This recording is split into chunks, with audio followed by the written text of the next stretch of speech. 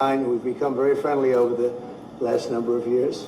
We knew each other before, but Mark is the head of NATO, Mark Rutte, Secretary General of NATO, highly respected by everybody that knows him, but in particular the European countries have great reliance on him, and he's done a fantastic job. And we had a tremendous meeting, I guess it's about a month ago, and I think Mark will tell you that it was really perhaps more important the date of November 5th. That was the election day. Maybe that was the most important because we made tremendous progress together. And one of the reasons that you're here today is to hear that we are very unhappy, I am, with Russia. But we'll discuss that maybe a different day. But we're very, very unhappy with them, and we're going to be doing very severe tariffs if we don't have a deal in 50 days. Tariffs at about 100%. You'd call them secondary tariffs. You know what that means. But today we're going to talk about something else. And as you know, we've spent $350 billion approximately on this war with Russia and Ukraine. And we'd like to see it end. It wasn't my war. It was well-organized attack that people in this country wanted to do for 24 years. You know, when we had the pilots in last week, and we make the best equipment, the best.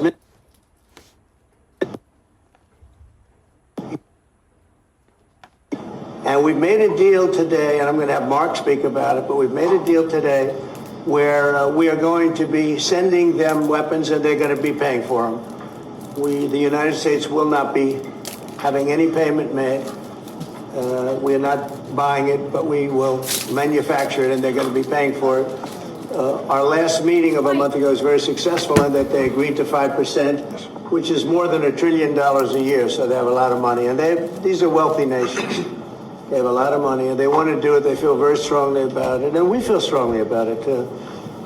But we're in for a lot of money, and we don't want to do anymore, and we can't. But we make the best, and we're going to be sending the best to NATO, and in some cases to maybe, at Mark's suggestion, if we go to Germany, where they're going to send early on missiles, and they'll be replaced, and NATO is going to take care of it. It's going to be coordinated by NATO, and they're going to work very much with Matt Whitaker, who's right here. He's a great ambassador, and Matt's going to be coordinated. You better do a good job, Matt. I will. But Matt's going to coordinate. He's a very talented guy. He's going to coordinate everything. So in a nutshell, we're going to make top-of-the-line weapons, and they'll be sent to NATO. NATO may choose to have certain of them sent to other countries where we can get a little additional speed, where the country will release something and it'll be mostly in the form of a replacement. And I'd like to have Mark, and again, just a highly respected, pretty young guy for having had the career that he's had, because he had an amazing career before going to NATO. So we spent a lot of time together over the last couple of months. And if you could say a few words. Absolutely. Thank you. No, Mr. President, dear Donald, this is really big. This is really big. You called me on Thursday that you had taken a decision. And the decision is that you want Ukraine what it needs to have to maintain, to be able to defend itself against Russia, but you don't want Europeans to pay for it, which is totally logical. And this is building on the tremendous success of the NATO summit. The 5%, but also the decision to keep Ukraine strong, and the decision to increase our defense industrial production. So based on that, that was Europe stepping up. This is again Europeans stepping up. So I've been in contact with many countries. I can tell you that at this moment, Germany massively, but also Finland and Denmark and Sweden and Norway, the United Kingdom, the Netherlands, Canada, they all want to be part of this. And this is only the first wave. There will be more.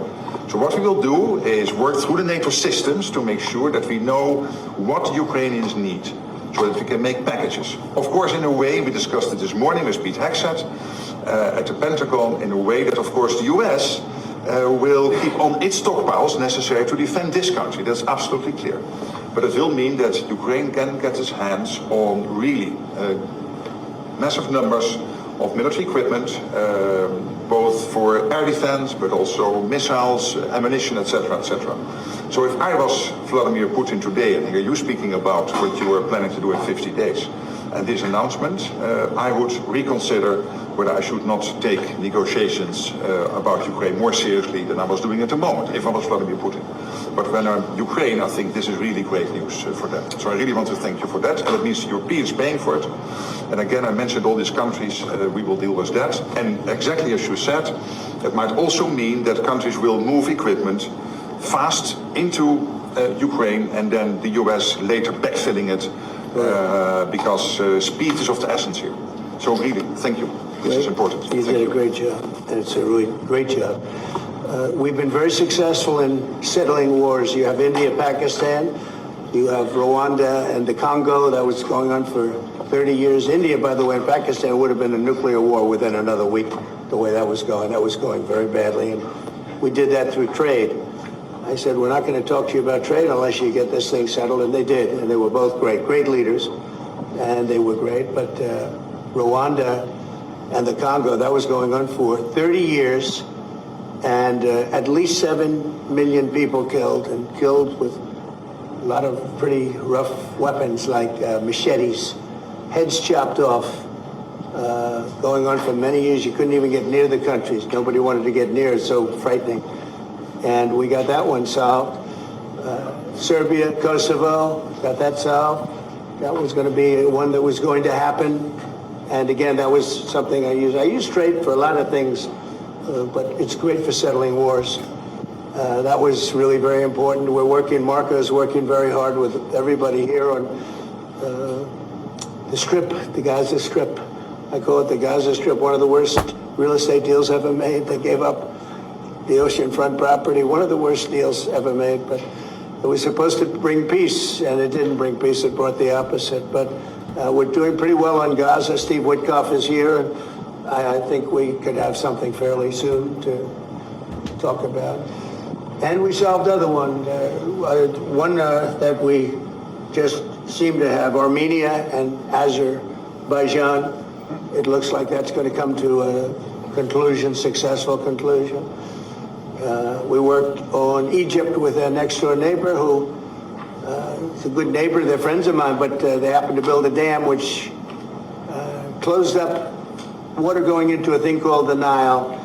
I think if I'm Egypt, I want to have water in the Nile, and we're working on that one. It's a problem, but it's going to get solved. They built one of the biggest dams in the world, a little bit outside of Egypt. You know about that? You've been hearing about that one. And that turned out to be a big problem. I don't know. I think the United States funded the dam. I don't know why they didn't solve the problem before they built the dam. But it's nice when the Nile River has water. It's a very important source of income and life. It's the life of Egypt. And to take that away is pretty incredible. But we think we're going to have that solved very quickly. So we do good. The only one we haven't been able to get to yet is Russia. And I'm not happy. And I will tell you that Ukraine wants to do something. Again, it's a war that should have never started. If I were president, it never would have happened. I used to speak to President Putin about it a lot. It was the apple of his eye. But once I saw what was going on, I said, they're gonna have a war here. I was outside. The election was rigged. And I was outside looking in. And I said, that thing's going to be a war. Couldn't believe it, because what Biden said was the exact opposite of what should have been said. And it started, and it's a real mess. We're losing, I guess they're losing 5,000 or 6,000 people a day. It's actually now more. I was saying 5,000 a day. It's actually more now. Mostly soldiers, but a lot of people in cities and towns that are getting blown up too. It's a horrible war, and it should be stopped. And so if it's not done, if we don't have an agreement in 50 days, that's what we're doing, secondary tariffs. And they're biting. And I hope we don't get to the point where we do, but I've been hearing so much talk. It's all talk. It's all talk, and then missiles go into Kiev and kill 60 people. It's got to stop. It's got to stop. But the purpose of this is to say that this is a very big deal we've made. This is billions of dollars worth of military equipment is going to be purchased from the United States, going to NATO, etc. And that's going to be quickly distributed to the battlefield. Ukraine will take it up. And, you know, say what you want about Ukraine. When the war started, they had no chance. And they still would have had no chance if the equipment, they had the best equipment, because we do make the best planes and missiles, and we make the best military equipment in the world by far. We have new things coming out that are beyond belief, and I'm very excited about the Golden Dome. It's going to give us very strong protection. We've already started that. But they had courage, because somebody has to use that equipment. And they fought with tremendous courage, and they continue to fight with tremendous courage. But they don't have, they're losing on equipment, and Russia's really taken a very positive, very strong, I mean, what they've done the last couple of weeks. Without military reasons, that's what they are doing. It's 700 drones a day, missiles, bombing cities. This is not because of military goals. It is just creating panic, keeping people out of their sleeps, hitting towns. It's really terrible, and it is meaning a lot of people lose their lives, but also the infrastructure, whole cities being Well, they're wiping out the electric. It's going to take years to rebuild it. That's going to be the next problem. Because, but that's going to take a long time. Cities, many of the cities are knocked down to the ground. Many of the people have left, but many have stayed. I don't know. They actually stay. And most have stayed, actually. It's incredible that they stay, and knowing that a missile could be hitting your apartment house, and your apartment house that you're sitting in could collapse on top of you.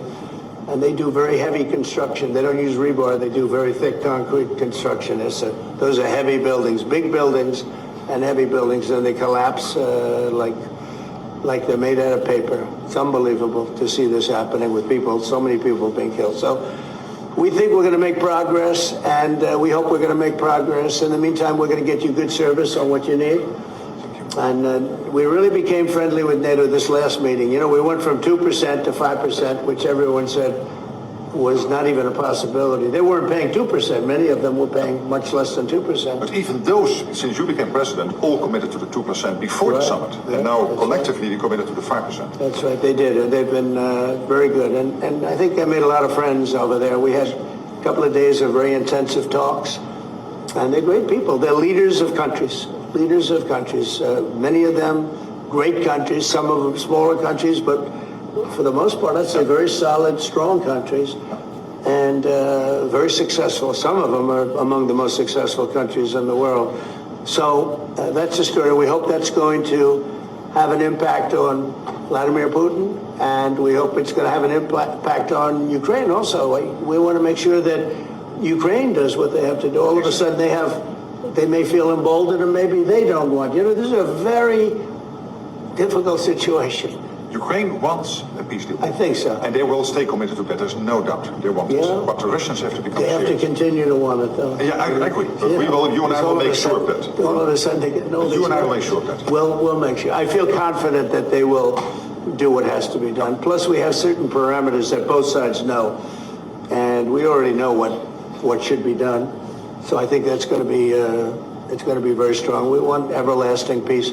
Any questions, please? Yes. Thank you, Mr. President. What was the tipping point for you in making this decision? Was it a conversation with President Putin? Was it a piece of intelligence? And why are you getting 50 more days? I think I think it's a very short period of time. I think, don't forget, I've just really been involved in this for not very long. And it wasn't initial focus. This is a Biden war. This is a Democrat war, not a Republican or Trump war.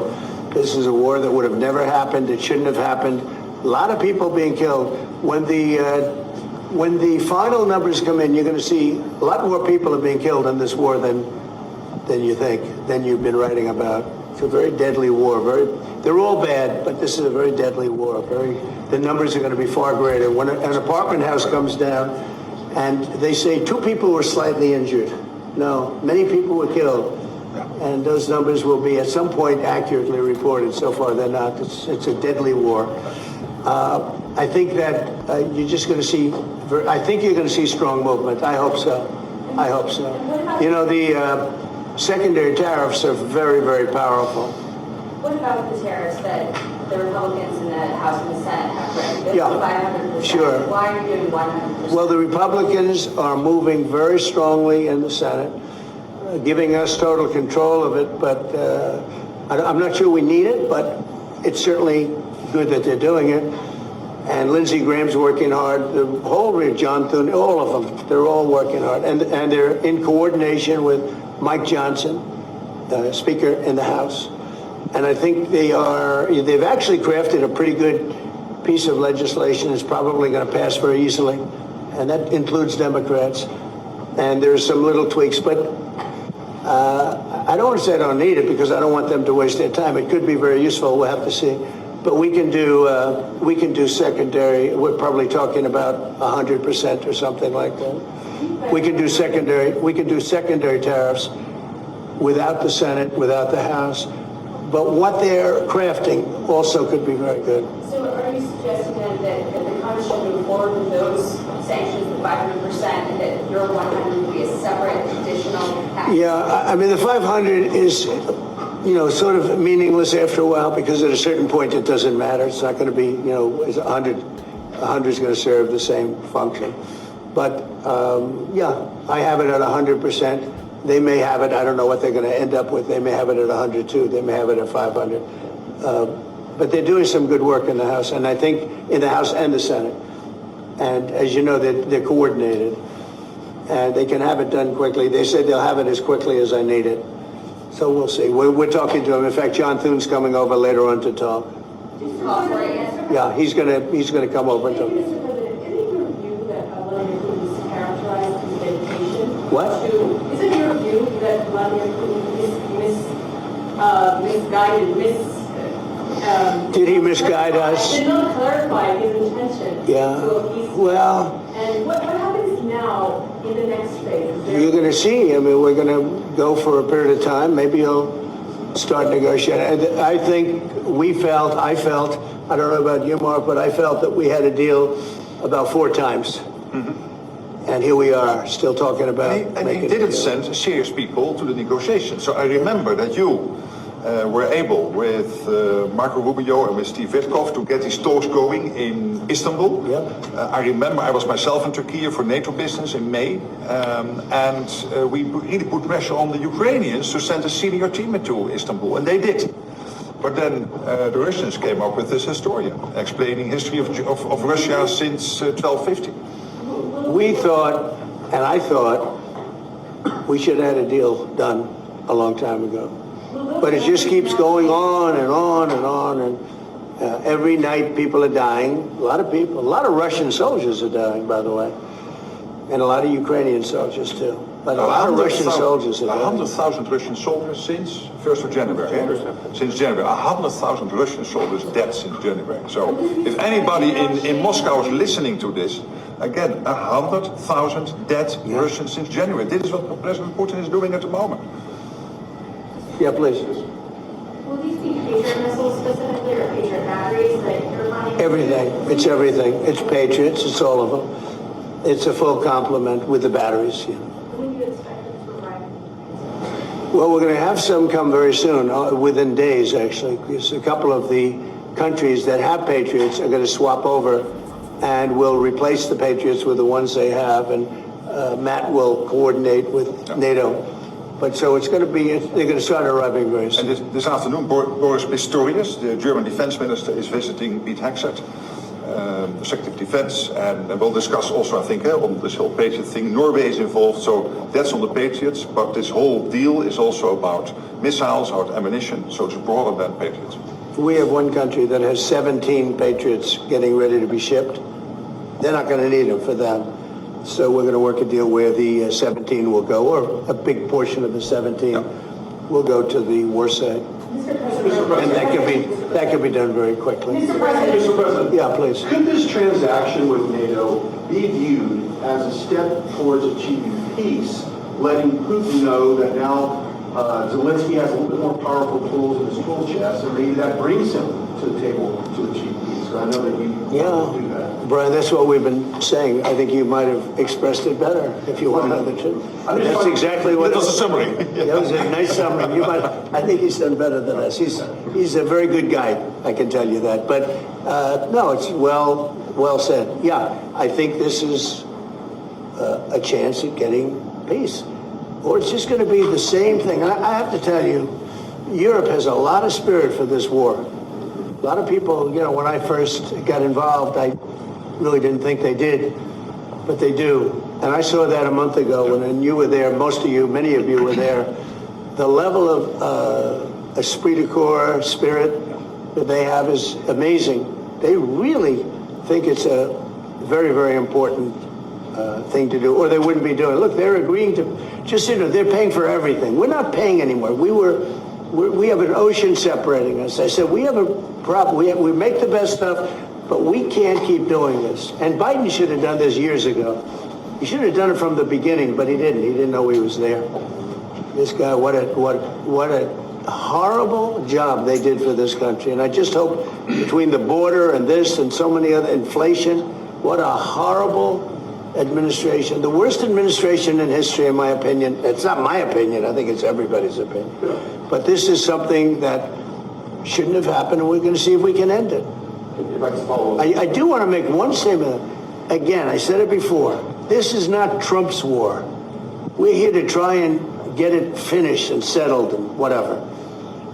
Because nobody wins with this. And this is a loser from every standpoint. But from day This one. was Biden, and this was other people. And it's very sad. It's a very sad situation. This gentleman's doing a great job. I think he's going to get it, and Matt and everybody else that's working on it, I think you'll get this thing over with, hopefully. Mr. President, Yeah. you praised European countries today as standing up for Ukraine as being strong. Will you allow them to continue to negotiate tariffs lower than 30% before August 1st, or is the deal set? What does that mean? You mean you're talking about the tariffs? Oh, you're back on tariffs. You're on a more friendly tariff, right? A little bit more friendly tariff. No, we're going to be talking to people. We have, you know, I watched the show this morning. They were talking about, well, when's he going to make the deal? The deals are already made. The letters are the deals. The deals are made. There are no deals to make. They would like to do a different kind of a deal, and we're always open to talk. We are open to talk, including to Europe. In fact, they're coming over. They'd like to talk to us. Mr. President, is there any concern about the U.S. stockpiles? There was a pause in delivery of weaponry to Ukraine in order to evaluate, apparently, the U.S. stockpiles. What came out of that? Evaluation. I mean, this was a very big, what we're talking about today is a very, very big day. And what Pete was doing, and me too, I knew what Pete was doing, was evaluation, because we knew this was going to happen. And now we actually announced it. They voted on it. It's all been done. So obviously that has a big impact on, you know, when you say pause, obviously you're not going to be doing things if you don't know what's going to happen here. But we were pretty sure this was going to happen, so we did a little bit of a pause. But this is a very big, event today. This is something very big. If it escalates further, how far are you willing to go in response? In what? How far are you willing to go if people were to escalate, send more bombs? Don't ask me a question like that. How far? I don't know. I want to get the war settled. They're not Americans that are dying in it, and, you know, I have a problem, and JD has a problem. It's a stance that he's had for a long time. They're not Americans dying, but there are a lot of people dying, and on something that should be able to be settled. And we all agree with that. This group of people that, you know, we want to defend our country, but, you know, ultimately, having a strong Europe is a very good thing. It's a very good thing. So I'm okay with that. Yeah, please, in the back. Yeah, is there a ceiling on what the Europeans are willing to pay for? And it sounds like, well, are you ruling out the U.S. paying some additional weapons to withdraw authorities? Shall I try to answer that? Because basically what the president is saying, that he's willing, of course, taking consideration what the U.S. needs itself. So it's not that you can have a shopping list and you can order whatever you want, because the U.S. has to make sure that the U.S. keeps his hands on what the U.S. needs, also to keep the whole world safe, because in the end you are the police agent of the whole world. You are the most powerful nation on earth, the most powerful military on earth. But given that, the US has decided to indeed massively supply Ukraine with what is necessary through NATO. Europeans 100% paying for that. And what we've been doing over the last couple of days is talking with countries, and I just mentioned the ones who in the first wave immediately said, we want to chip in. And then you're really talking about big numbers. Take Germany visiting today. They're really talking about big numbers. I will say that I spoke with Germany, spoke with most of the larger countries. And they are really enthusiastic about this. They want to, and you know, they're willing to go very far. I will tell you, you know, as per your question, how far would I go? They want to go very far. They don't want this to happen. That's why I think from Putin's standpoint, it would really be good. He gets the country's economy is doing very poorly, and he's got to get his economy back. He's got to save his economy. He could save his country in a sense, but the economy can be destroyed. He's destroyed a lot of countries over the years. He wants to get that economy back. And, you know, he's got a great country for trading and other things. If they could use the assets instead of war, he's got some tremendous potential. That's what I would say. How did you deliver this news to Putin, sir? Say? How did you tell Putin this was coming? I speak to him a lot about getting this thing done. And I always hang up and say, well, that was a nice phone call. And then missiles are launched into Kiev or some other city. And I said, it's strange. And after that happens 3 or 4 times, you say, the talk doesn't mean anything. My conversations with him are always very pleasant. I say, isn't that a very lovely conversation? And then the missiles go off that night. I go home, I tell the First Lady, you know, I spoke to Vladimir today. We had a wonderful conversation. She said, oh, really? Another city was just hit. So it's like, look, he's... I don't want to say he's an assassin, but he's a tough guy. It's been proven over the years. He's fooled a lot of people. He fooled Bush. He fooled a lot of people. He fooled Clinton, Bush, Obama, Biden. He didn't fool me. But what I do say is that at a certain point, you know, ultimately talk doesn't talk. It's got to be action. It's got to be results. And I hope he does it. It's potentially such a great country to be wasting so many people on this and the money. And look at what's happened to his economy. Look at what's happened. So, And with the threat in 50 days, yeah, the economy will be hit very hard. I mean, look, I hope he's going to do it. He knows the deal. He knows what a fair deal is. If there is such a thing as a fair deal, there's no winners here. This is a loser. This is a loser. And I dealt with him from the beginning. It wouldn't have happened, but I will say Ukraine was the apple of his eye. We talked about it. It was the apple of his eye, but it wasn't going to happen. And he understood that. It wasn't going to happen. And then I noticed, after I was out, I noticed soldiers forming at the border. Yeah. And then I heard horrible, stupid things being said from the other side. And I said, they're really handling it very, very wrong. It's a shame. Yeah. Can I add one thing, and that is about President Trump, because you came in office in January. On the 12th of February, you had your first phone call with Putin. I think you did exactly what I hoped you would do. That is breaking the deadlock, starting the conversation, because you have to test him. I know Putin very well from the days when I was Prime Minister in the Netherlands. You have to test him. And you did this, and you really gave him a chance to be serious, to get to the table, to start negotiations. Steve Witkoff, Marco Rubio, we all tried to help you. But you've now come to a point where you say, well, hey... We actually thought we had probably 4 times a deal. Yeah. I mean, you would have called and you said, this looks good. Yeah. And then the deal wouldn't happen because bombs would be thrown out that night and you'd say, we're not making any deals.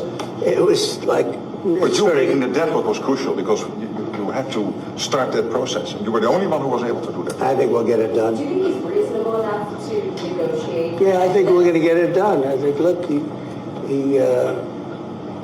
this is a very powerful situation. You have very wealthy countries buying the best equipment in the world. And we have the best equipment in the world. We make equipment like no other. You know, our submarines, nuclear submarines, are so powerful. They're the most powerful weapon ever built. And we have the best in the world they're 20 years behind, 25 years behind us. We have the greatest equipment anywhere in the world. I just hope we don't have to use it. Yeah, please. Thank you, Mr. President. On a separate topic here, President Biden, of all people, spoke to the New York Times over the weekend. He did not speak to them on record during his time in office at all. He spoke to them recently. And he defended his use of the auto pen and said that he signed off on every decision. But at the same time, the Times reports that he did not individually approve each name for the categorical pardons that applied to large numbers of people. We're here to take on that. Any new revelations from... Well, I mean, you're talking about the auto pen. Look, the auto pen, I think, is maybe one of the biggest scandals that we've had in 50 to 100 years. This is a tremendous scandal. And I know the people on the other side of the, see that desk, that Resolute desk? Unfortunately, he used it before me. But, you know, we have our choice of 7 desks. They're all beautiful, but I chose the Resolute, and so did he, unfortunately. But the people on the other side of the Resolute desk, I know them. Lisa, the whole group, and they're no good. They're sick people. And I guarantee he knew nothing about what he was signing. I guarantee it. So they're going to figure it out, and we'll see what happens. But to me, the auto pen, you know, you elected president. You know what the auto pen is supposed to do? Sign thousands of letters from young people that write. We get thousands of letters a week, Susie, right? Thousands. I mean, tens of thousands sometimes. I look at a room, there's a room where we have many, many people working, responding and sending letters back. That's what an auto pen's supposed to be. To write to a young 7-year-old boy that writes to the president, and he wants to be president someday, and he loves America. That's what the auto pen's supposed to be. It's not supposed to be for signing major legislation and all of the things. No, the auto pen, and I doubt he knew. I doubt they even spoke to him about it. I think they had, it's called a freewheeling auto pen. Like, Biden was never for open borders. Biden was never for transgender for everyone. So I don't think I think the radical left people that took over the White House, and if I didn't win, our country was finished. You know, when I was in, and I said this a couple of times, I hope I don't bore you with it, but when I was in Saudi Arabia, I was in Qatar, I was in UAE, and then I met with all of your leaders, including you, a great leader. He's now the leader of many countries, not just... No. But I met with a lot of leaders over the last 2 months in the Middle East and all of the NATO countries. And I will tell you, they had one common phrase. They thought America was dead 1 year ago. And today they say, and they all say it, and I hope you'll back me up in this, but they say now it's the hottest country anywhere in the world. It is. Look at our numbers. Look at the numbers we made. You see, we made $25 billion last month. We didn't make that for years. The tariffs are kicking in. The economy is very strong, even though we have a Fed person who's terrible. He doesn't know what the hell he's doing, but that's all right. We blow through interest rates. We're doing so well, we blow through it. Be nice because people would be able to buy housing a lot easier. But think of it. We thought your country was dead. And they were dealing with China because they were really going to China, but not anymore. But we thought your country was dead, and now you have the hottest country anywhere in the world. So we've done a really good job, and it's an honor to have this man. This man is a star, and he's going to be dealing with another one of my stars, Matt, and you're going to do a great job, Matt Whitaker, okay? Thank you very much, everybody. Thank you, Brian. Thank you. Thank you.